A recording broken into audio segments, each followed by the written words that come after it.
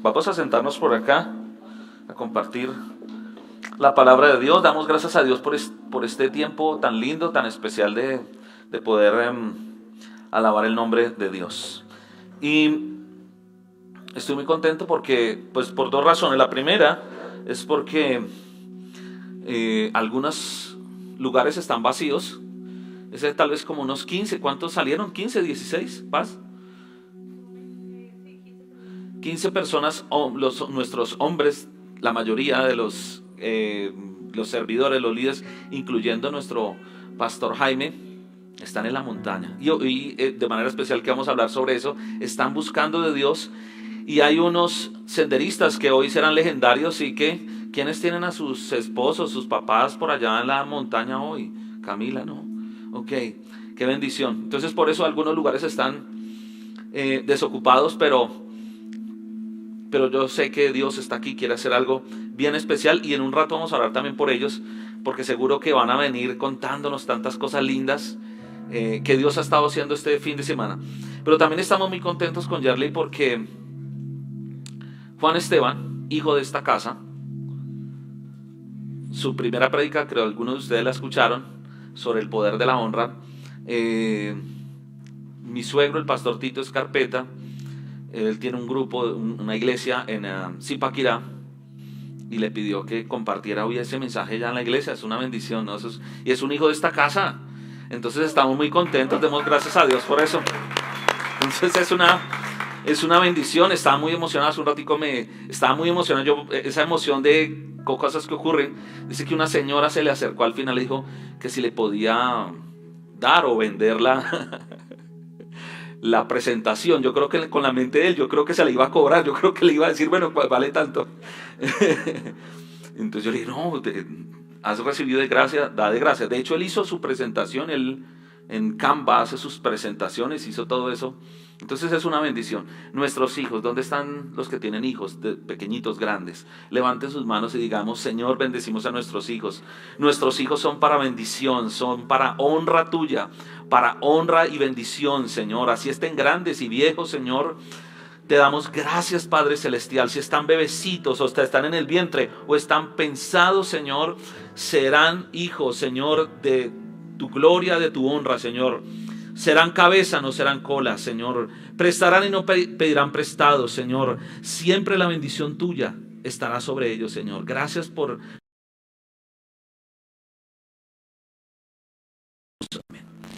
Bueno,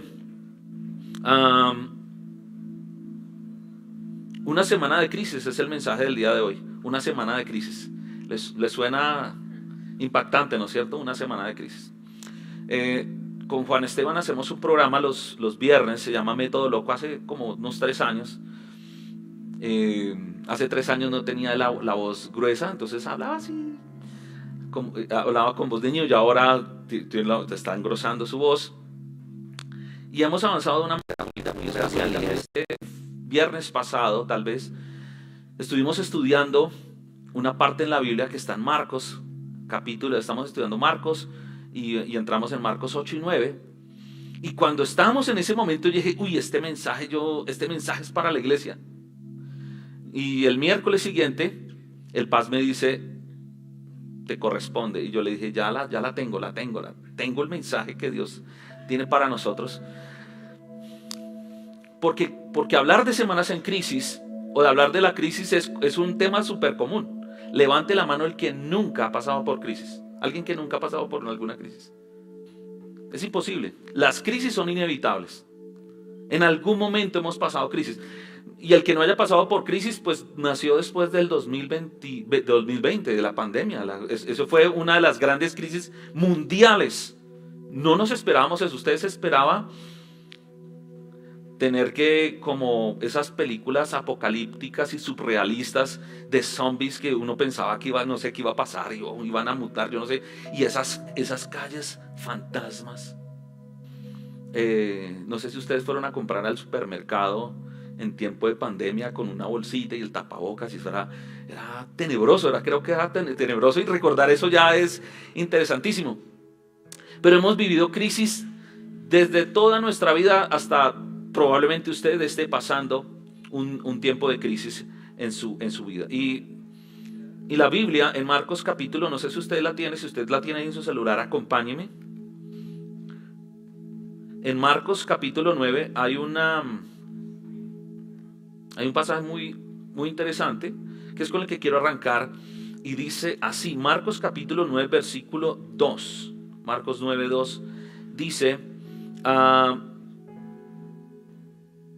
ya casi llego por acá, Marcos 9, dice así, 6 días después, Jesús tomó a Pedro y a Santiago y a Juan y los llevó a una montaña alta para estar a solas. Lo voy a volver a repetir, es espectacular porque llega muy al tiempo, en el momento justo. 6 días después, Jesús tomó a Pedro, a Santiago y a Juan y los llevó a una montaña alta para estar a solas con ellos. Una semana de crisis, porque es que 6 días después, en la misma historia la narra Mateo, la misma historia la narra Lucas, el evangelista, Lucas el médico, y la misma historia la narra Marcos, desde visiones diferentes. Me llama la atención, por si ustedes lo quieren revisar, que la misma historia tiene una variación. Es que Mateo dice que posiblemente 8 días después pasó esto, y Marcos y Lucas dicen 6 días después. Entonces, pues para no, pongámosle 7 días, una semana, por eso le colocamos una semana. Una semana de crisis. Oiga, ¿de dónde una semana de crisis? Pues nos vamos a mirar el contexto de lo que está sucediendo, y yo quiero que usted se coloque en el lugar de Pedro. Por favor, intente ponerse en el lugar de Pedro. Pedro ya había caminado, o estaba caminando con Jesús, tenía un tiempo bien especial con su maestro, aprendiendo de él, caminando con él, todo el tiempo buscando de esa presencia del aprendizaje y todo esto. Y en el capítulo 8, Marcos capítulo 8, si lo tiene, dice, entonces Jesús comenzó a decirles que el Hijo del Hombre tendría que sufrir muchas cosas terribles. ¿Muchas cosas qué? Le dijo que tenía que sufrir muchas cosas terribles. Entonces, versículo 32 del capítulo 8 de Marcos dice, mientras hablaba abiertamente de eso con sus discípulos, Pedro lo llevó aparte y empezó a reprenderlo por decir cosas semejantes. Porque ¿qué es lo que le estaba diciendo? Mire, va a tener que sufrir muchas cosas terribles, va a tener que ser rechazado por los ancianos, por los principales sacerdotes y por los maestros de la ley religiosa. Lo matarían, pero a los 3 días resucitaría. Eso es lo que Jesús le estaba diciendo a sus discípulos. Es la primera vez que habla de su muerte, de su obra. Tiene una relación de bastantes años, ya hay una cercanía, hay una amistad. Y su maestro le dice, miren, esto se va a poner duro, esto se va a poner pesado. Me van a perseguir, me van a señalar, va a haber una situación crítica, se me van a venir encima. Es más, me van a matar, pero tranquilos, voy a resucitar al 3er día. Parece ser que Pedro no le colocó mucha atención a que iba a resucitar. Le colocó atención a lo que, ¿cómo así? Pongámonos en el lugar. Su gran amigo, esa persona que usted quiere, quien quiere, ama a su jefe, puede ser su líder espiritual, esa persona que es muy cercana para usted, le dice estas palabras. ¿Qué le diríamos? ¿Qué le diría a usted?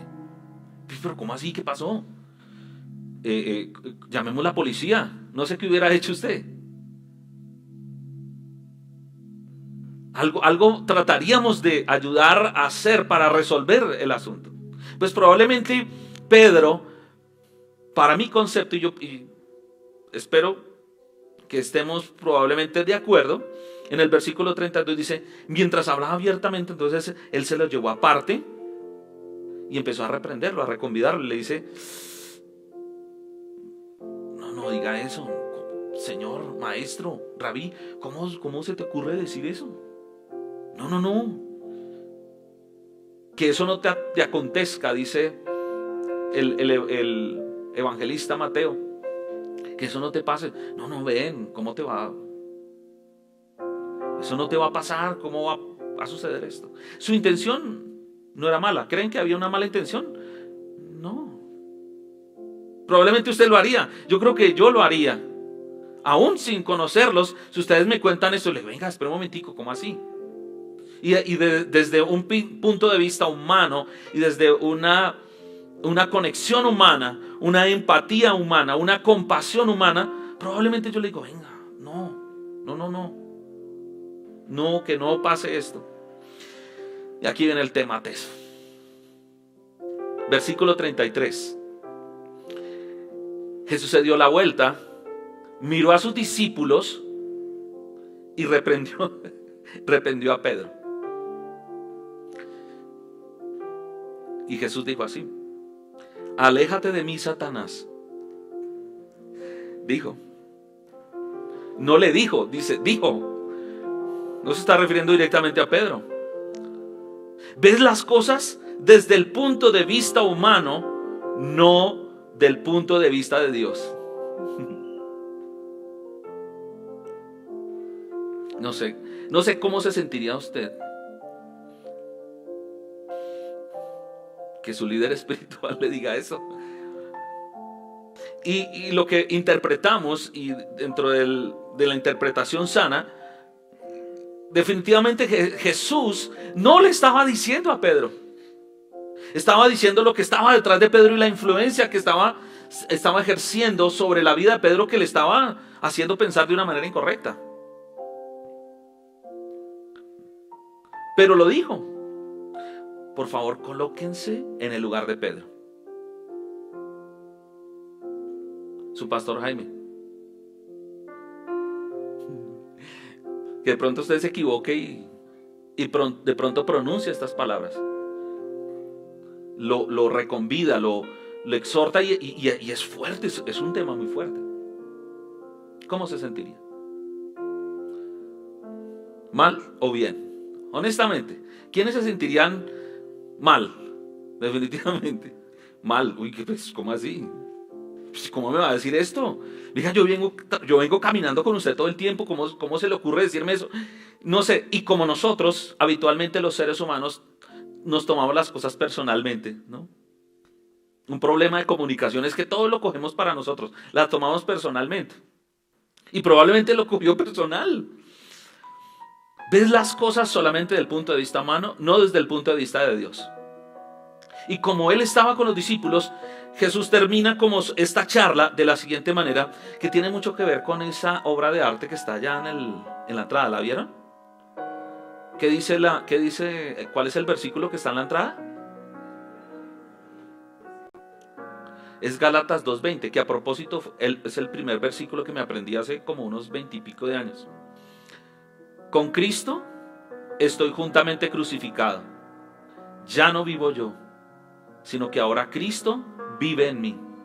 Y ahora lo que vivo en este cuerpo, en esta carne, lo vivo a través de la fe del Hijo de Dios, el cual me amó y se entregó por mí. Ese es el resumen de seguir a Cristo. Y a veces hablar de la cruz suena un poco fuerte, pareciera que suena a sufrimiento, y realmente no es sufrimiento. Miremos qué les dice Jesús, verso 34, si lo está leyendo ahí usted en la Biblia. Estoy leyendo en la Nueva Traducción Viviente. Dice: entonces llamó a la multitud para que se uniera a los discípulos y dijo: si alguno de ustedes quiere ser mi seguidor, tiene que abandonar su propia manera de vivir, tomar su cruz y seguirme. Espectacular, se lo voy a volver a repetir. ¿Alguno de ustedes quiere ser mi seguidor? ¿Alguno de ustedes quiere ser mi discípulo? No llamarse cristiano, no ir a la iglesia. No dice Jesús eso. Dice: ¿alguno de ustedes quiere seguirme? ¿Alguno de ustedes quiere, verdad, ser un discípulo? Porque eso marca la diferencia. Entonces le dice: primero, tiene que abandonar su propia manera de vivir.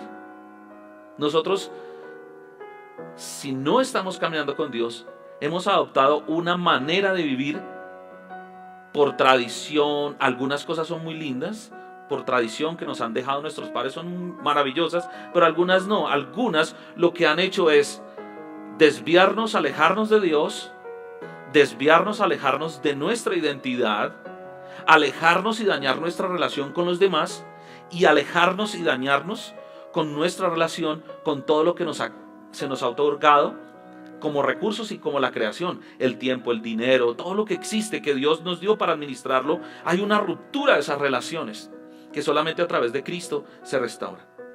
Entonces abandonen su manera de vivir, tomen su cruz y deben seguirme.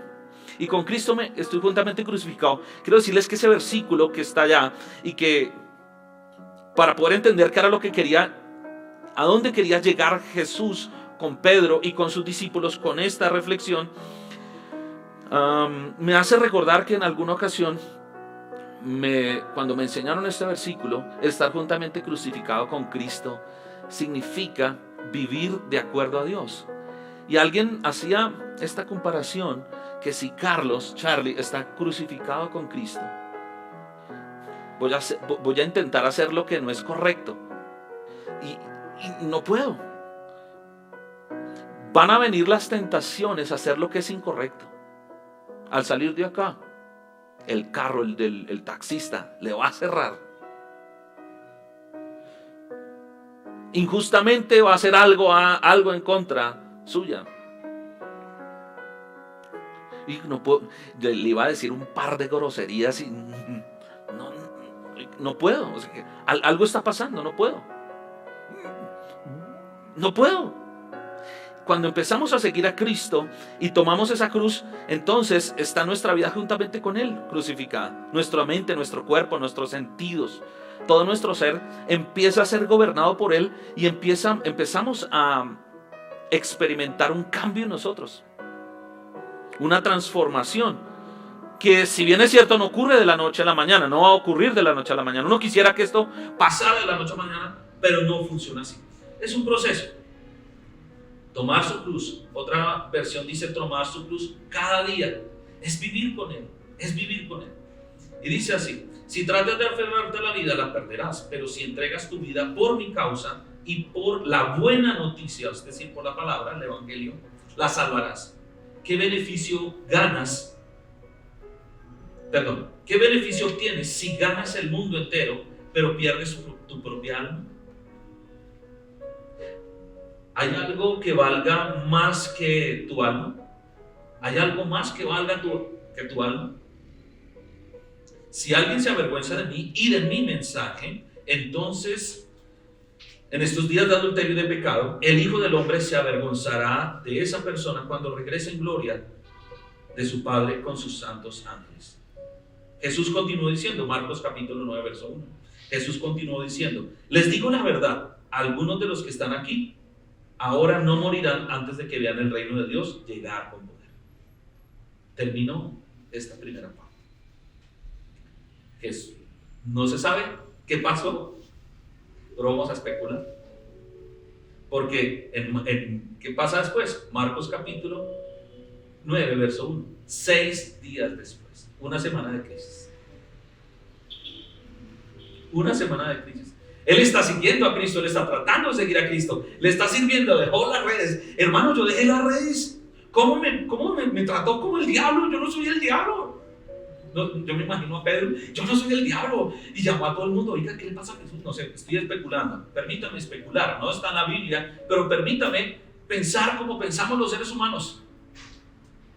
Probablemente experimentó las emociones que resultan de la crisis. La ira. Le dio mal genio. ¿Cómo así? ¿Pero cómo me van a echar del trabajo si yo le he dado todo? ¿Cómo es que me van a tumbar en este negocio? ¿Pero cómo es? Es muy frecuente que, como reacción a las frustraciones y a las situaciones traumáticas en la vida de las personas, se manifiestan esto de una forma clara. Se levanta la voz, utilizan insultos. Oiga, ¿qué le pasa? ¿Por qué están? No es que están las 10, están en crisis. Entonces se manifiesta la ira, no se aguanta nada. Estamos como inaguantables en los momentos de la crisis, y se manifiesta la ira, estamos inaguantables. No nos aguantamos. Otra manifestación de las crisis es la depresión. Es uno de los fenómenos más frecuentes en esa etapa en la que se presentan las crisis. Reacciones emotivas puede ser tristeza, melancolía. Muchas veces esto puede estar motivado por tratar de salir del problema. Casi siempre expresa su sentimiento, pero manifiesta su impotencia y desánimo para salir de la situación. Se encuentra apático o indiferente. Probablemente Pedro dijo, no, yo ya no voy a volver a... No. Bien, mi dinero estaba ganando un billete. Hoy debía haber abierto el negocio. Allá, ¿para qué yo me voy a ir para allá? Él probablemente estaba pensando, ¿de qué me ha servido seguir a Cristo? Ya llevo tanto tiempo con usted y mire, con las que me sale, yo ya no quiero más. Probablemente estuvo deprimido y por ser en su temperamento, probablemente estaba deprimido, experimentó la ira. El miedo es el temor ante lo que pueda deparar el futuro. Crisis. Cuando no sabemos qué va a pasar. Un dictamen médico. Va uno al médico y le dice, está en esta circunstancia. Vaya y haga exámenes. Y se hace exámenes y no sé si le ha pasado, pero le salen otras cosas, ¿no? Que ahora tiene esto y hay una cantidad de cosas y ahora le toca cambiar y ahora, ¿qué va a pasar conmigo? En estos días de manera particular les conté por los devocionales que hemos estado, pues estuvimos con una delegación que vino a una iglesia de Texas, de Austin, Texas, y estuvimos visitando algunos proyectos que tenemos sociales en Altos de Cazuca. Y hubo una oposición tremenda, se enfermaron muchos, y el día jueves estoy en el colegio, después de hacer unas visitas muy lindas en unas casas espectaculares, compartimos de la palabra a familias necesitadas, y nos pusimos a jugar fútbol un ratico antes del almuerzo. Miro hacia mi izquierda y cuando intento mirar hacia mi derecha se me nubla la vista. Y yo entré, me dio miedo, entré como en pánico porque claro, ¿qué está pasando? Y será una crisis de esas de migraña que se le nubla la vista. Me dio ansiedad y empiezo a sentir ansiedad. Yo vi, ¿qué pasó? Subo a almorzar, dije debe ser el almuerzo, pero no, siguió lo mismo y yo entré con esa ansiedad, me entró pánico, en serio. Llamé a un médico amigo venezolano, le dije, mire, está pasando esto, me dijo, haga esto y esto y esto, e inmediatamente detona crisis, ¿no? Un cambio repentino, yo nunca he tenido problemas de presión. Un cambio repentino, hay que mirar qué hay que hacer, pero se generaron todas estas sensaciones. Pero señores, estamos acá, yo necesito estar bien para mañana. Pensaba hasta acá el domingo, yo decía, ¿será que qué tal que me pase algo? Uno se imagina todas las cosas porque viene el miedo, el porvenir. ¿Será que qué tal que me da un paro cardíaco? ¿Qué tal que, no sé?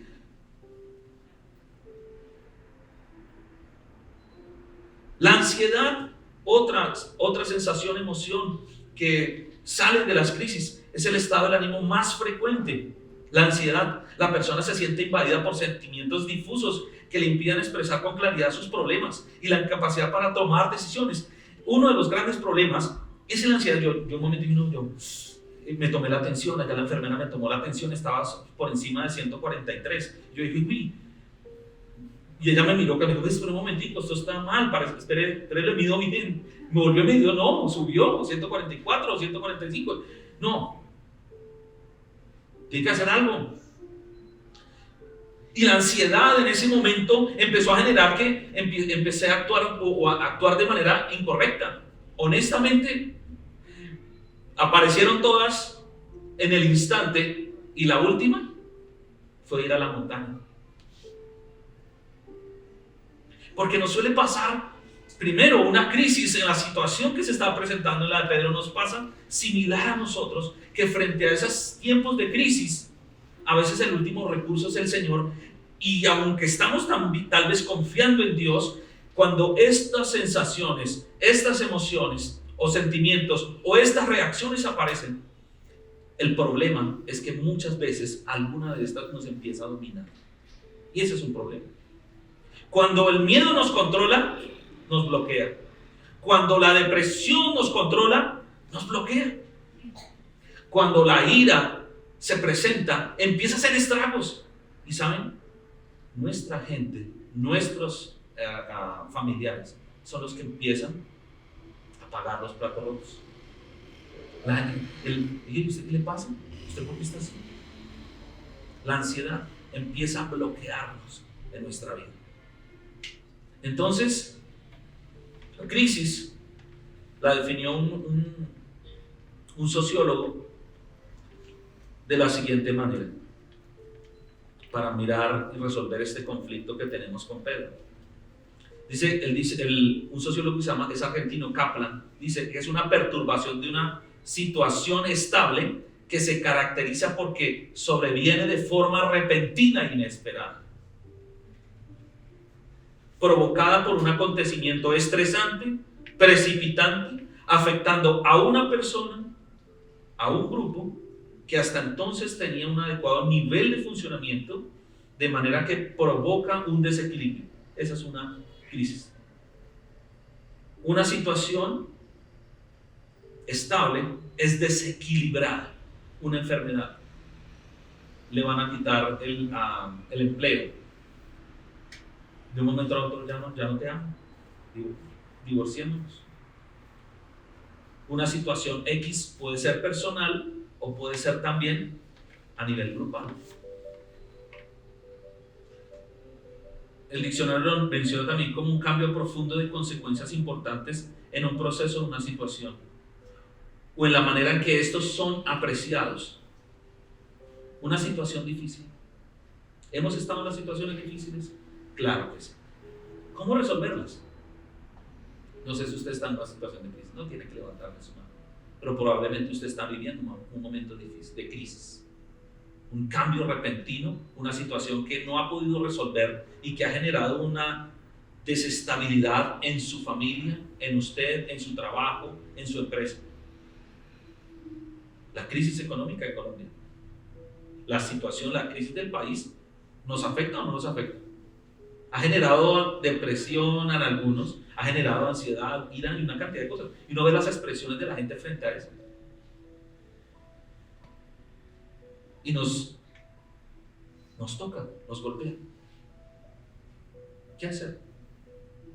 6 días después, una semana de crisis. Esa semana de crisis puede ser, sí, uy, no, pero usted supiera, mi semana de crisis lleva como unos 10 años, 20 años. Hay una forma de contar en la Biblia que es de semanas de años, no sé si sabían, las semanas de los cultivos, semanas de cultivos, y se cuentan en años. No sé cuántos años lleva usted con esa crisis, días, años, y hasta que estamos a veces que botamos la toalla, porque nos cansamos. Pero ¿qué pasa? Jesús tenía el control de todas las cosas. Jesús tenía el control de todo. Jeff, ¿me ayudas con? Vamos a resolver este conflicto como lo resolvió Jesús. ¿Qué fue lo que hizo Jesús? Yo traje aquí mi indumentaria. Gracias. Jeff. ¿Les gusta la torta? Pregúntele al de al lado cuál es el postre que más le gusta. Gracias. Alguien de al lado, si les gusta, ven, ¿me ayudas aquí? ¿Qué postre le gusta? ¿Qué torta le gusta? Fabián, ¿qué torta te gusta? Fabián, ¿cuál? ¿Banano? Torta de banano. Esa es muy fácil de hacer. Vamos a intentarla hacer. No la vamos a intentar hacer acá. Pero por aquí tengo. ¿Quiénes saben hacer tortas? ¿Alguien sabe hacer torta? ¿Tú? Dame alguna. ¿Me recuerdas tu nombre, por favor?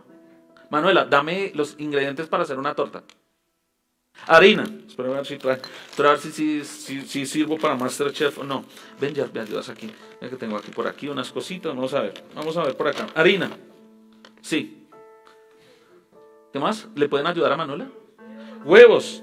Ese fue más difícil de sacarlo. Yo estaba preocupado porque se rompiera. Ayúdame a sacar el huevo. Acá lo traía muy... Leche. Leche aquí hay. Sí, muy bien. Acá leche. Ok. Mantequilla. Sí, Camila. Aquí tenemos la mantequilla. Por favor, tapemos aquí el esto para los patrocinadores. Bueno, ¿qué más? ¿Azúcar? Sí, correcto. Aquí está el azúcar. Vea, sí. Aquí está el azúcar. Polvo de hornear, por aquí hay un poquito de polvo de hornear. Esto pues son apenas aquí unos pedacitos. Crean que está ahí adentro. Ustedes saben que se necesita un poquitico, ¿no es cierto? Y en fe. Y aquí, gracias. Muy bien. ¿Puedes por favor mostrar los artículos para todos? Así como estilo modelaje. Entonces, eso, los ingredientes para hacer la torta. Muy bien. ¿Sí?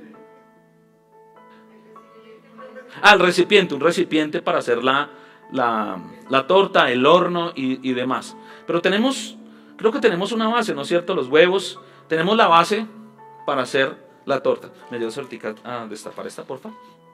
Bien, quiero preguntarles, estos son los ingredientes porque tengo una gente experta, Masterchef, Nueva Fidelidad.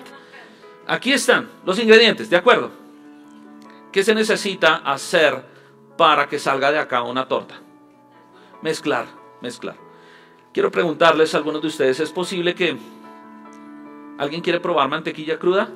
¿Sabe a ponqué? No. El azúcar, bueno, este es más fácil consumirlo, pero ¿alguien le puede saber esto a ponqué? ¿A torta? No, tampoco.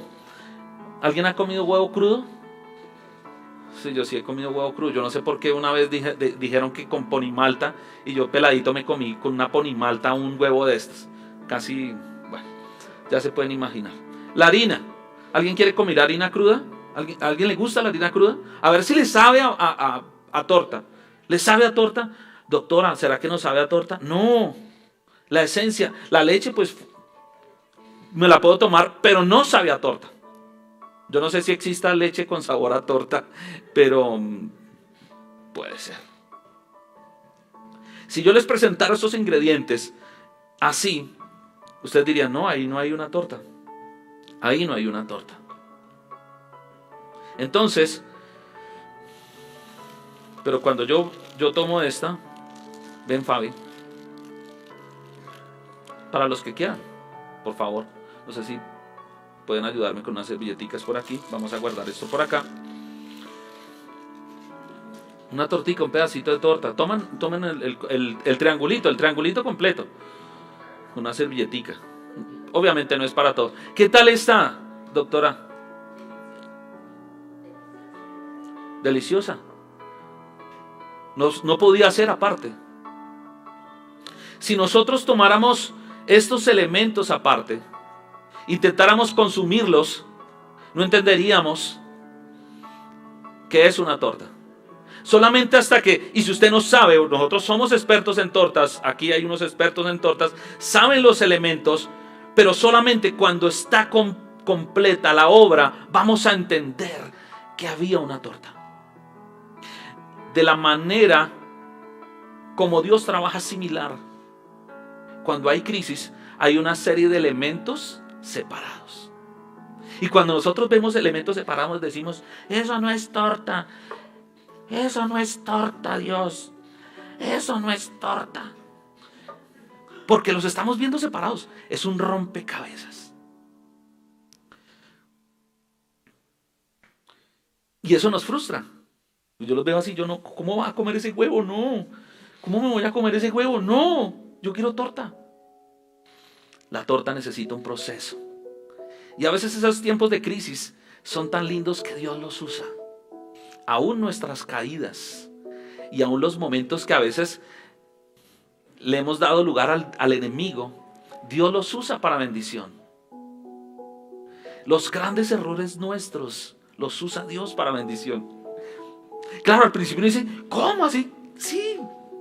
Se lo dijo Dios a José.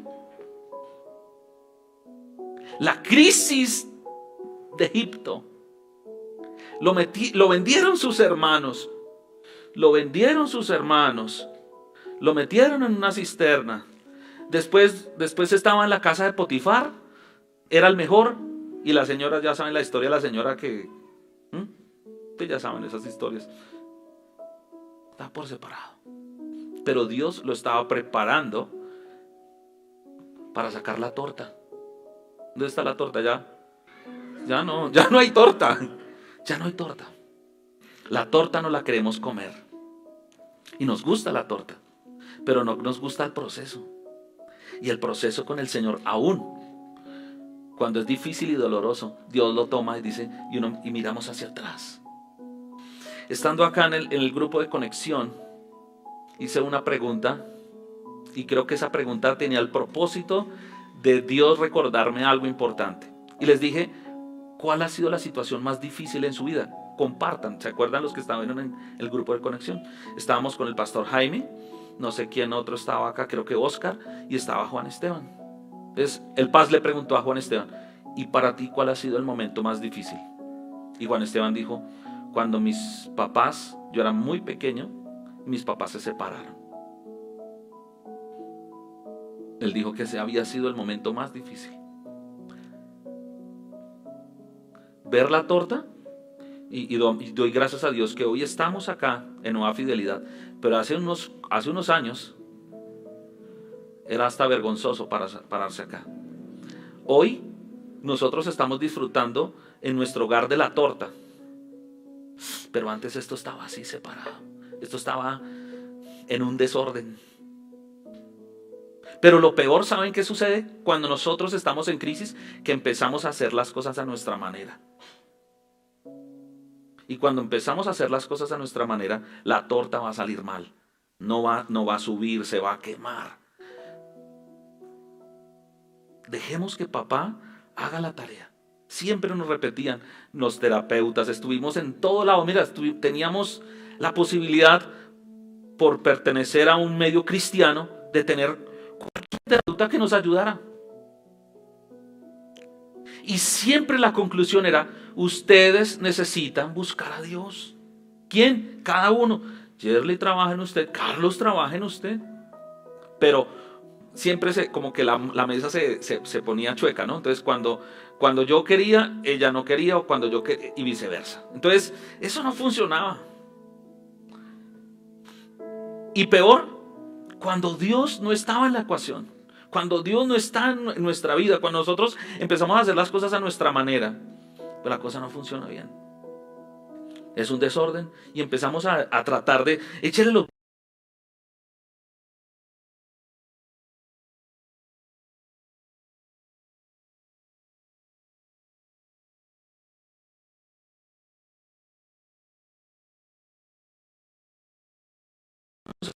para poder entender este ejemplo y concluir nuestro mensaje de hoy.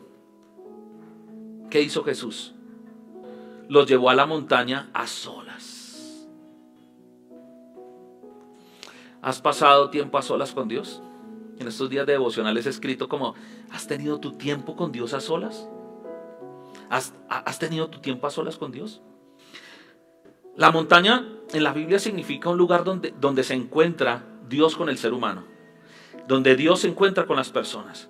Es el lugar donde Dios manifiesta su voluntad, es el lugar donde Dios manifiesta su presencia.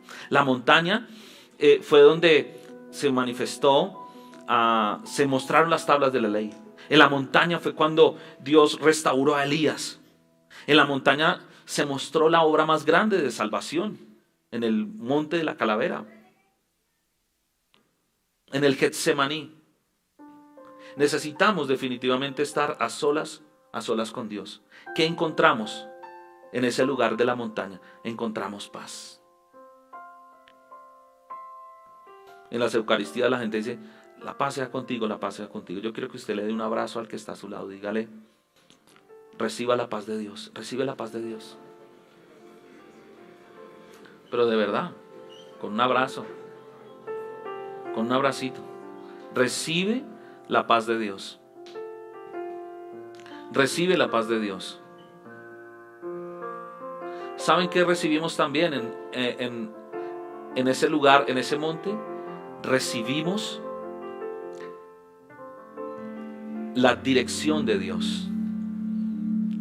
Y aquí va la dirección de Dios. Cuando estamos en crisis no sabemos qué hacer. Nos descontrolamos. Y nosotros necesitamos que Dios dirija nuestra vida. No sé qué hacer. No sé a dónde acudir, a quién llamo, qué hago. Pero cuando yo voy a la presencia de Dios y estoy a solas con Él, dice que mientras Él oraba, la apariencia de su rostro se transformó y su ropa se volvió blanca, resplandeciente. Una semana de crisis de Pedro. Pero a la siguiente semana, después de esa semana difícil, Jesús se manifiesta mejor. Y de repente aparecieron dos hombres, Moisés y Elías, y comenzaron a hablar con Jesús. Se veían llenos de alegría y hablaban sobre la partida de Jesús de este mundo, lo cual estaba a punto de suceder. Pedro y los otros se durmieron. Cuando despertaron, vieron la gloria de Jesús y a los dos hombres de pie junto a él. Cuando Moisés y Elías comenzaron a irse, Pedro, sin saber siquiera lo que decía, exclamó: Maestro, es maravilloso que estemos aquí. Hagamos 3 enramadas como dormitorios, una para ti, una para Moisés y una para Elías. Pero no había terminado de hablar cuando una nube los cubrió, y mientras los cubría se llenaron de miedo. Cuando hay crisis, pero yo voy a estar a solas con Jesús, se manifiesta su paz, se manifiesta su dirección. Ya aprendemos a vivir todo lo que nos repite todo el tiempo. El pastor nos está repitiendo esto: no vivir en nuestra realidad, sino en la verdad. Entonces yo empiezo a hacer las cosas a la manera de Dios. Comienza a hacer las cosas a la manera de Dios. Comienza a hacer las cosas a la manera de Dios. Y por último, se manifestó la gloria de Dios, que es su presencia sobrenatural. Y es cuando empiezan a ocurrir milagros. Es cuando yo empiezo a hacer que sea Dios y no yo. Es por mi capacidad terapéutica, es por mi capacidad bíblica, es por mi billete, es por mi profesión, es por mi físico. No, es por Él, es por Él. Es cuando yo le digo: Señor, aquí estoy, me abandono. Cuando nosotros levantamos los brazos, le decimos a Dios: me rindo. ¿Sabe cuando una persona le dice: me rindo?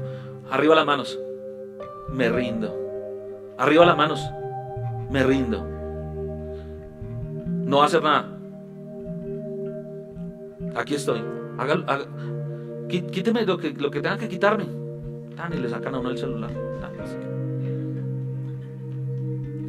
Es igualito con el Señor. Me rindo. Arriba las manos, me rindo.